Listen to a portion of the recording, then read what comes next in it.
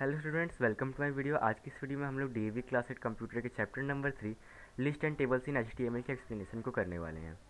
But before that मैं आप लोगों को कुछ बताना चाहता हूँ। वो ये है कि जब मैं क्लास 8 में था तब एज ए स्टूडेंट मुझे ये एचटीएमएल के चैप्टर बाकी एचटीएमएल के चैप्टर से ज़्यादा टफ लगता था। ऐसा इसलिए क्योंकि इस चैप्टर को समझना जितना टफ है उतना इस टफ इस चैप्टर को समझाना भी है। और मोस्ट प्रोबेबली यही कारण था कि मैंने इस चैप्टर को स्किप कर दिया था। पर आप लोगों को सपोर्ट के कारण मेरी वीडियोस में जब हंड्रेड्स में व्यूज आने लगे और कुछ लोगों ने चैप्टर की डिमांड की तो फिर मैंने इस चैप्टर की वीडियो बनाने का डिसाइड किया। सो अब हम लोग वीडियो में कंटिन्यू करते हैं। सो हमारा फर्स्ट टॉपिक है लिस्ट्स। वर्ड प्रोसेसर्स यानी कि माइक्रोसॉफ्ट वर्ड या ओपन ऑफिस इम्प्रेस जैसे सॉफ्टवेयर्स पे हम लोग बुलेट या नंबरिंग ऑप्शन का यूज़ करके अपने लिस्ट को नंबर्ड या बुलेटेड बनाते हैं। बुलेटेड यानी ऐसे अलग अलग सिंबल्स रहेंगे आपके हर एक एंट्री के बाद, और नंबर्ड यानी ABCD इस टाइप से नंबरिंग रहेगी आपके हर एक एंट्री के बाद। उसी तरह HTML में हम एक लिस्ट ऑफ आइटम अपने वेब पेज में डिस्प्ले करने के लिए लिस्ट टैग का यूज़ करते हैं। लिस्ट के दो टाइप्स होते हैं, एक होता है अनऑर्डर्ड लिस्ट और एक होता है ऑर्डर्ड लिस्ट। अनऑर्डर्ड लिस्ट में लिस्ट आइटम्स को प्लेन बुलेट्स से बनाया जाता है। प्लेन बुलेट्स यानी इस टाइप के बुलेट्स, और इस टाइप के बुलेट्स कई बार यूज़ नहीं किया जाता क्योंकि फॉर एग्जांपल आपने बुलेट को देखा, क्या आप बता सकते हो कि ये पार्टिकुलर बुलेट जिस आइटम को रिप्रेजेंट कर रहा है वो लिस्ट के स्टार्ट में है या एंड में? नहीं, आप नहीं बता सकते क्योंकि सारे आइटम्स को सेम बुलेट दिया रहेगा।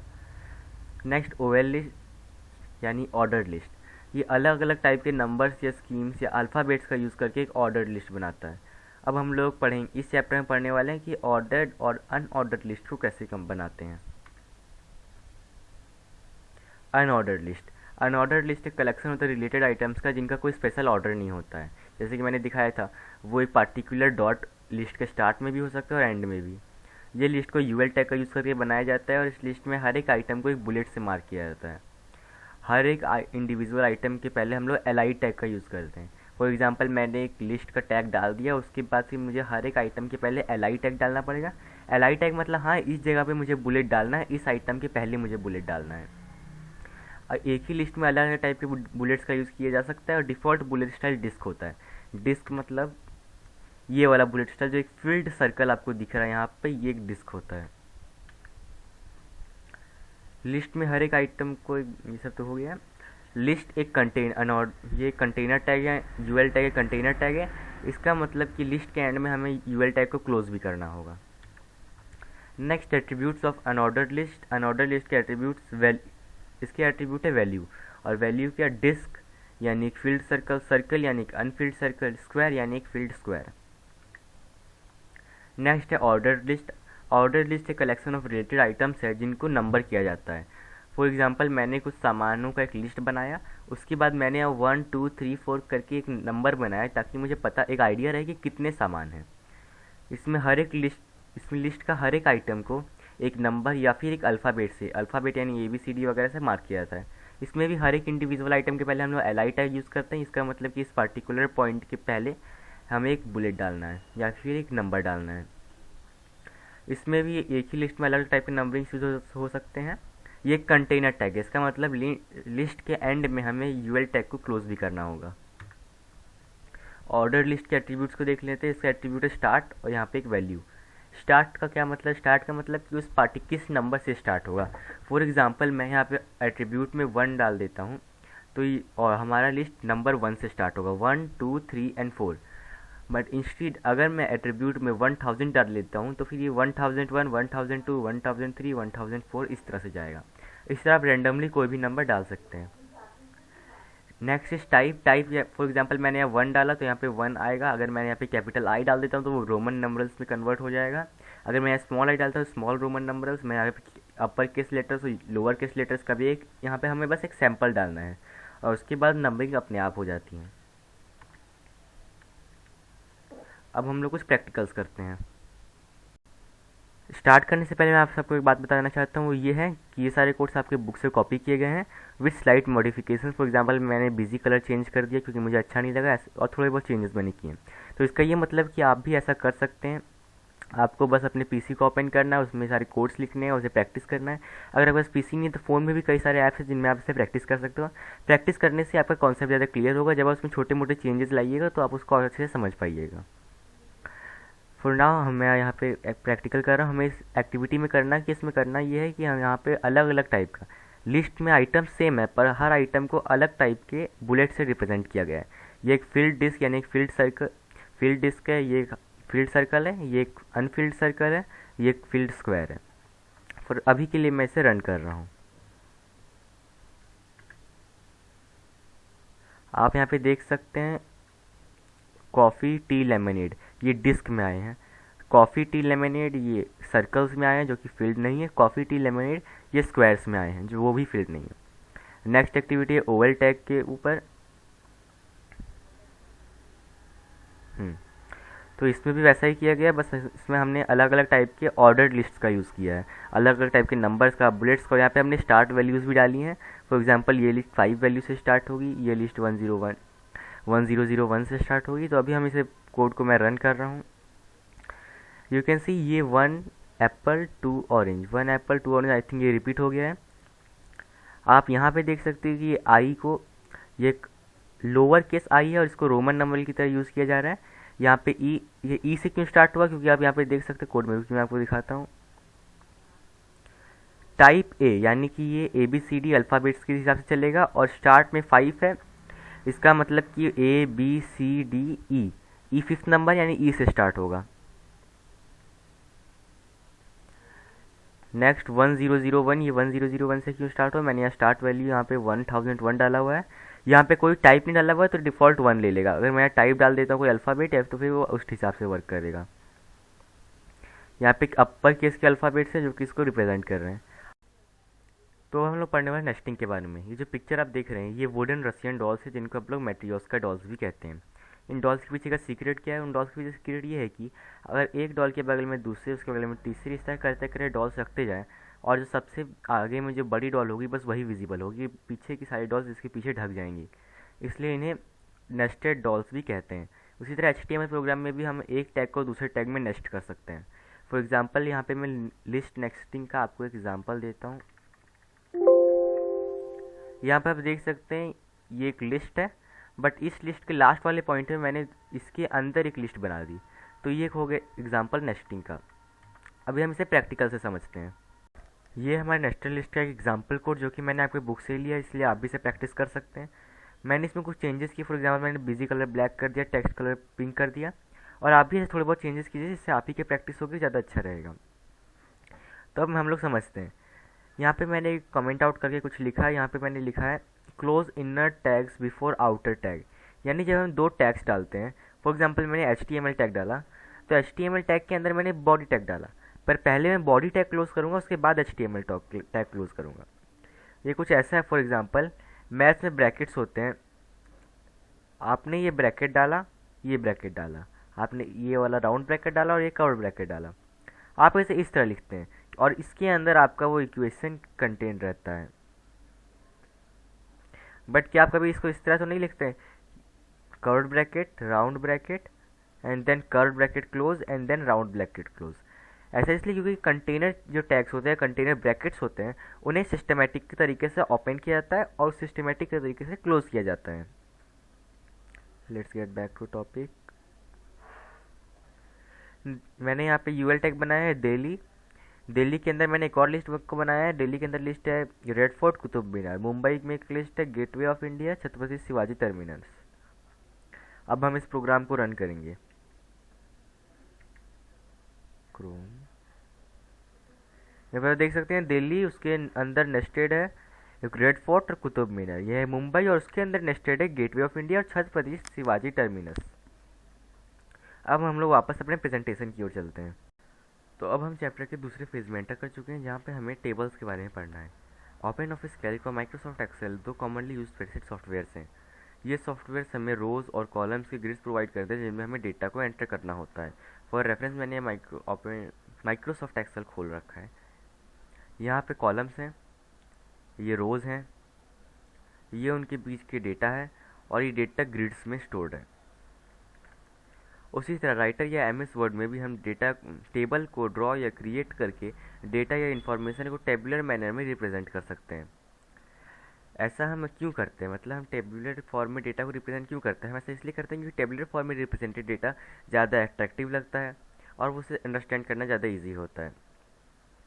For presenting data in tabular manner, data को टेबुलर मैनर में रिप्रेजेंट करने के लिए हम पेपर पे रोज़ और कॉलम्स को ड्रॉ करते हैं।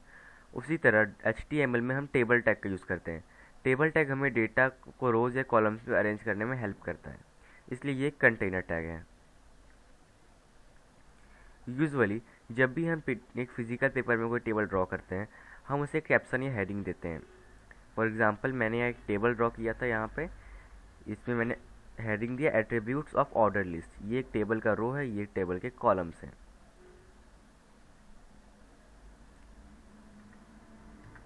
उसी तरह HTML में जब हमें अपने टेबल को कोई हेडिंग देना होता है, हम कैप्शन टैग का यूज़ करते हैं। कैप्शन टैग एक कंटेनर टैग है जो कि टेबल टैग के अंदर रहता है। Next is table row. एक टेबल में हर एक रो को TR टैग से डिफाइन किया जाता है। TR टैग एक कंटेनर टैग है, इसलिए इसे TR टैग क्लोज कभी करना होता है। टेबल हेडिंग कॉलम के हेडिंग को या फिर यानी कि कॉलम हेडिंग को डिफाइन करता है। ये भी एक कंटेनर टैग है, ये हेडिंग को बोल्ड लेटर्स में दिखाता है और ये एक TR टैग के अंदर होता है। ऐसा क्यों होता है, ये कैसे वर्क करता है, वो भी हम समझेंगे। Next is table data columns के अंदर रहने वाले डेटा को हम TD टैग का यूज़ करके डिस्प्ले करते हैं। TD टैग एक कंटेनर टैग है और इसलिए ये हमेशा TR टैग के अंदर रहता है। आपके मन में एक डाउट आया होगा कि TD टैग और TH टैग दोनों TR टैग के अंदर क्यों रहते हैं, तो इसका एक बहुत अच्छा रीज़न है जो भी हम समझेंगे। बट बिफोर दैट यहाँ पे आपकी बुक में दी गई एक्टिविटी का एक रिजल्ट है। इसका कोड कुछ ऐसा दिखता है, इसका जो कोड है वो कुछ ऐसा दिखता है। यहाँ पे मैंने HTML table header, my first table, name, roll number, Dheeraj 5, Shweta 9। अब हम जब इसे रन करते हैं तो ये आता है हमारे सामने रिजल्ट। हमारा आउटपुट बिल्कुल ऐसा ही दिख रहा है जैसे यहाँ पे डिस्प्ले किया गया है।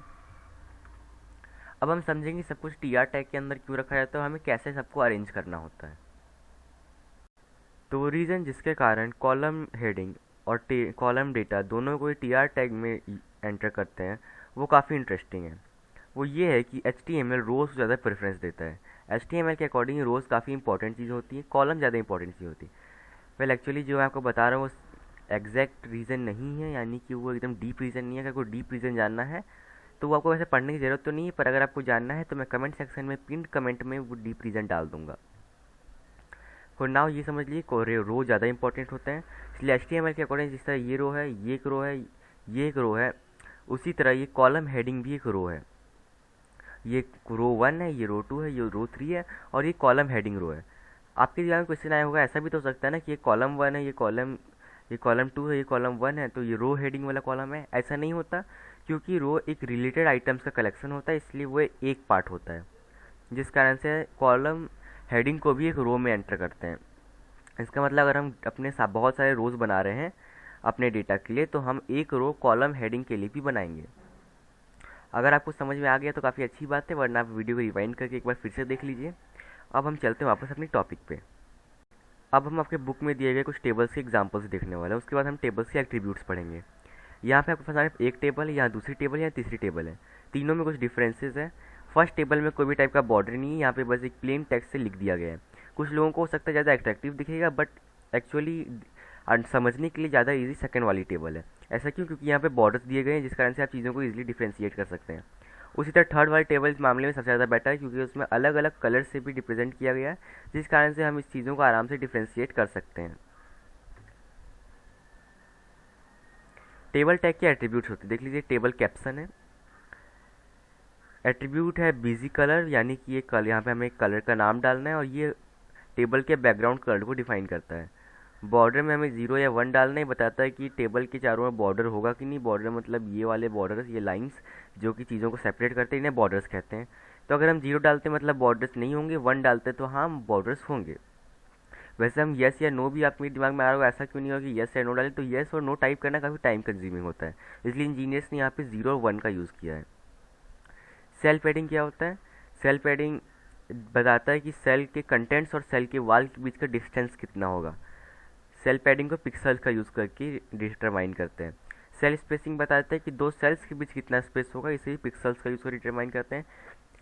सेल हाइट या विड्थ बताता है कि इस एक टेबल का विड्थ या फिर हाइट कितना होगा, इसे भी हम पिक्सल्स का यूज़ करके रिप्रेजेंट कर ही सकते हैं, पर इसे हम परसेंटेज का यूज़ करके भी डिटरमाइन करते हैं। Next is cell padding and cell spacing. ये दो बहुत इंपॉर्टेंट एट्रीब्यूट्स हैं। सेल स्पेसिंग बताता है कि दो सेल्स के बीच कितना स्पेस होगा, और सेल पैडिंग बताता है कि सेल बॉर्डर और सेल कंटेंट के बीच कितना स्पेस होगा। हम टेबल के हाइट या विड्थ को विड्थ या हाइट एट्रीब्यूट को यूज़ करके भी डिटरमाइन कर सकते हैं।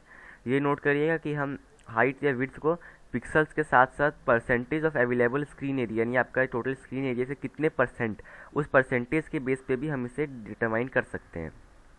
अब हम चलते हैं अपने कोड्स में। हमने पहला कोड तो रन करके देखा था आई थिंक, ये हमारा आउटपुट। ये दूसरा कोड यहाँ पे मैंने बीजी कलर चेंज कर दिया और बॉर्डर मैंने 1 की, यानी कि हाँ यहाँ पे बॉर्डर मुझे रखना है। बीजी कलर बॉडी टैग का ब्लैक है और टेबल का ग्रीन है, यानी कि एक ब्लैक पेपर पे एक ग्रीन कलर का टेबल जैसा कुछ आपको दिखेगा, और यहाँ पे 1 बॉर्डर दिखेगा। यहाँ पे टी आर टैग है और ये टी एच टैग है, यानी कि ये सबसे पहला टी आर टैग है, सबसे पहला टेबल रो जिसमें हमने कॉलम की हेडिंग्स डाला है। यहाँ पे कॉलम हेडिंग में हमने नेम डाला है, इंग्लिश मार्क्स डाला है, मैथ्स मार्क्स डाला है। उसके बाद हमने इसको क्लोज कर दिया है। फिर हमने एक और रो को क्रिएट किया जिसमें हमने यहाँ पे उस बच्चे का नाम डाला है, ध्रुव शर्मा। उसके बाद उसके डिटेल्स को डाला है। ये टेबल डेटा है, टेबल हेडिंग नहीं है, क्योंकि टेबल हेडिंग को हमने पहले डाल दिया है। उसके बाद हमने एक और बच्चे के डेटा को यहाँ पे डाला है और ये हमारा बन गया है। अब हम इसे रन करके देखेंगे तो ये हमारा पूरा ब्लैक बैकग्राउंड है, उसके ऊपर एक ग्रीन कलर का टेबल है, टेक्स्ट कलर ग्रीन है क्योंकि मैंने टेक्स्ट कलर कुछ चेंज नहीं किया था, और ये हमारे डिटेल्स हैं। और हाँ, आपने एक चीज़ मिस कर दी, यहाँ पे आप एक बॉर्डर को देख पा रहे होंगे। ये बॉर्डर जो कि चीज़ों को सेपरेट कर रहे हैं, ये बॉर्डर्स इसलिए बने क्योंकि मैंने यहाँ पे बॉर्डर एट्रीब्यूट का यूज़ किया है। अब हम सेकंड टेबल की ओर चल रहे हैं, टेबल 3 टाइप 1। इसमें मैंने सेल पैडिंग का भी यूज़ किया। मोस्ट ऑफ द प्रोग्राम जो कि मैं आपको यहाँ पे दिखा रहा हूँ वो बुक से ही लिए गए हैं। ऐसा इसलिए भी है क्योंकि मेरे लिए भी ईजी है और आपके लिए भी ईजी है इसे प्रैक्टिस करना, और मैं रिकमेंड करूँगा आप इसमें कुछ चेंजेस करो ताकि आप प्रैक्टिस अच्छे से कर पाओ। Border 1 cell padding 5, name salary, यहाँ पे इसका हेडिंग्स है, रमेश रमन 5000 रुपीज़, साबिर हुसैन 7000 रुपीज़। अब मैं इसे रन कर रहा हूँ। ये देख लीजिए यहाँ पे सेल पैडिंग मैंने 5 लिखी थी, इसलिए उतना थोड़ा बहुत सेल पैडिंग है। सेल पैडिंग मतलब हमने पढ़ा ही था। यहाँ पर बॉर्डर है, बॉर्डर क्योंकि मैंने 1 एंटर किया था। अब जब हम टाइप 2 में आते हैं, यहाँ पे सेल स्पेसिंग 5 है, सेल पैडिंग नहीं, सेल यहाँ पे हम देखा सेल पैडिंग 5 है, यहाँ पे सेल स्पेसिंग 5 है, बट सेम प्रोग्राम है। जब हम इसे रन करते हैं तो हम देखते हैं कि दो सेल्स के बीच का स्पेस काफ़ी ज़्यादा हो जाता है, दो सेल्स के बीच का स्पेस में डिफरेंस आ जाता है। पिछले वाले जो प्रोग्राम था उसमें ये काफ़ी ज़्यादा पतली लाइन थी, ऐसा इसलिए क्योंकि दो सेल्स के बीच स्पेस बहुत कम था। और ये हमारा लास्ट टेबल, इसमें हमने विड्थ और हाइट डिटरमाइन किया है, विड्थ और हाइट एट्रीब्यूट का यूज़ करके। यहाँ पे मैंने विड्थ और हाइट एट्रीब्यूट को कमेंट आउट कर दिया है। हम टेबल में विड्थ या हाइट एट्रीब्यूट सेट कर सकते हैं। अब हम जब इसे रन करके करेंगे, टेस्ट करेंगे, तो देख लीजिए यहाँ पे विड्थ हाइट काफ़ी ज़्यादा लग रही है क्योंकि मैंने उतनी सेट की है। Now let's get back to our video. So thanks for watching. इसी के साथ हमारी वीडियो ख़त्म होती है और क्लास 8 की सीरीज़ भी। तो क्लास 8 की सीरीज़ में जितने भी चैप्टर्स हैं मैंने सारे पढ़ा दिए हैं। उसके बाद भी अगर आप किसी और क्लास की वीडियोस चाहते हो तो आप कमेंट करके मुझे ज़रूर बताइएगा, मैं उसे ज़रूर बनाऊँगा। बाय देन फिर मिलते हैं किसी और वीडियो में या किसी और सीरीज़ में। Thank you, have a nice day.